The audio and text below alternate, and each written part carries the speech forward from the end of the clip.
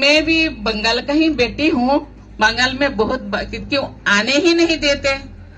ममता दीदी मेरे बहन भी है, छोटे बहन है। पता नहीं मुझे कोई गुस्सा किए होंगे, इसीलिए वहाँ जाके प्रोग्राम करा। कोई बात नहीं। माननीय राष्ट्रपति ताके আমরা সম্মান করি, তাকে দিয়েও পলিটিক্স বেচতে পাঠানো হয়েছে, বিজেপির এজেন্ডা বেচতে পাঠানো হয়েছে।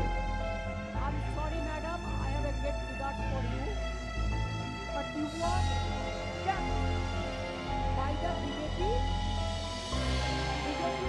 policy, BJP's instruction।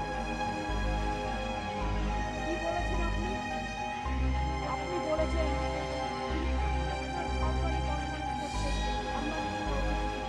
তিনি যা বলেছেন তাতে আমরা সবাই মর্মাহত, আশাহত। আমরা সবাই তার প্রতি এবং তার পদমর্যাদার প্রতি শ্রদ্ধা জানাই। এই পদটি একমাত্র পদ যা রাজনীতির ঊর্ধ্বে। কিন্তু বিজেপি বাংলায় যে ধরনের নিজেদের রাজনৈতিক স্বার্থে এই পদকে ব্যবহার করছে সেটা দেখে আজকে আশাহত হলাম। বিজেপি শাসিত রাজ্যগুলোতে দিনের পর দিন যখন আদিবাসী সম্প্রদায়ের মানুষের উপর অত্যাচার হয় তখন রাষ্ট্রপতি ম্যাডামের মুখ থেকে একটা আওয়াজ আমরা শুনতে পাইনি। দিনের পর দিন বিজেপি শাসিত রাজ্য মণিপুরে আগুন জ্বলছে, আদিবাসী সম্প্রদায়ের মানুষের ওপর অত্যাচার চলছে, আদিবাসী সম্প্রদায়ের দুজন মহিলার ওপর যেভাবে অত্যাচার চালানো হয়েছে তারপরেও আমরা দেখেছি রাষ্ট্রপতি ম্যাডামকে চুপ থাকতে। বিজেপি শাসিত রাজ্য উত্তরপ্রদেশ, মধ্যপ্রদেশ, মহারাষ্ট্র সমস্ত জায়গায় কখনো আদিবাসী সম্প্রদায়ের মানুষের মুখে দেওয়া হচ্ছে, কখনো তাদেরকে দিয়ে জুতো চাটিয়ে পরিষ্কার করে দেওয়া হচ্ছে, তখন আমরা রাষ্ট্রপতি ম্যাডামকে চুপ থাকতে দেখেছি। আমরা পশ্চিমবঙ্গের বিরোধী দলনেতার কাছ থেকে শুনেছি যে দেবনাথ হাসদা, বীরবাহা হাসদারা আমার জুতোর তলায় পায়ের নিচে থাকে, তখনও রাষ্ট্রপতি ম্যাডামকে আমরা চুপ থাকতে দেখেছি। রাজ্যের মাননীয় মুখ্যমন্ত্রী মমতা বন্দ্যোপাধ্যায় আদিবাসী সম্প্রদায়ের মানুষের জন্য যা যা করেছেন তার তথ্য সমেত তার কাছে আমরা তুলে ধরতে চাই। তিনি আজকে যেভাবে কথাগুলো বলেছেন একজন আদিবাসী সম্প্রদায়ের মানুষ হিসেবে আমরা খুব আশাহত হয়েছি।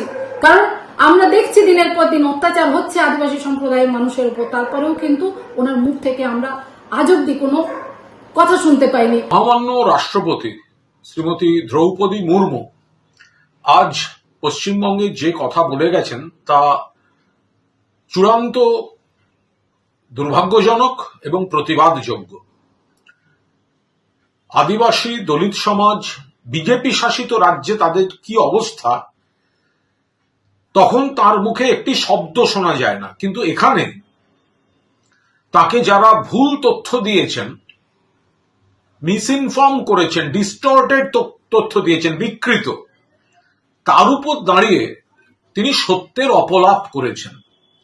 মাননীয় মুখ্যমন্ত্রী মমতা বন্দ্যোপাধ্যায়ের নেতৃত্বে পশ্চিমবঙ্গ সরকার তাদের জন্য যে পরিমাণ উন্নয়ন করেছে তা অতুলনীয়। পিঁপড়ে ডিম বিষাক্ত গাছপালা খেয়ে মৃত্যু, আমলাশোল,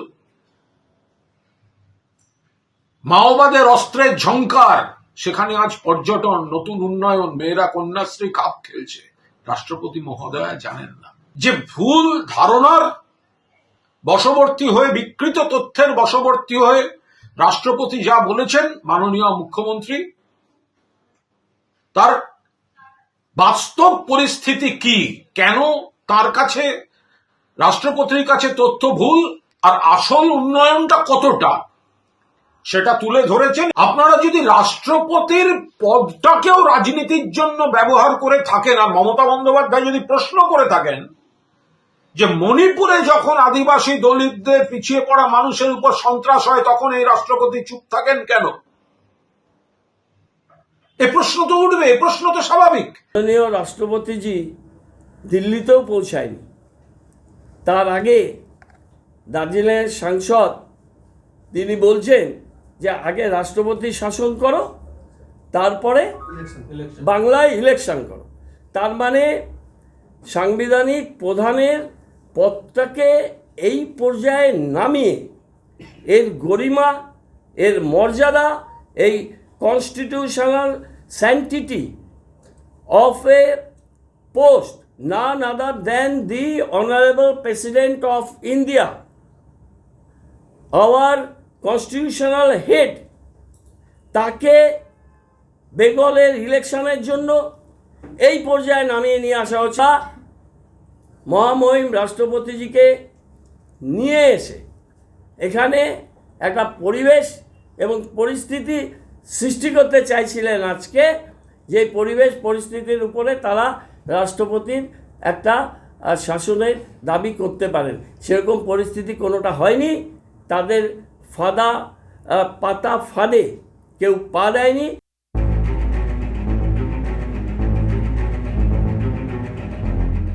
पार्टी का जिला अध्यक्ष कार्यक्रम करे तो भी इससे ज्यादा अच्छी व्यवस्था रहती है। तो ऐसी व्यवस्था कूड़ा और कचरा वहाँ पे भरा हुआ था और ये बात स्पष्ट पता चल जाता है कि इस कार्यक्रम को फेल करने के लिए जो है टीएमसी और यहाँ का प्रशासन लगा हुआ था।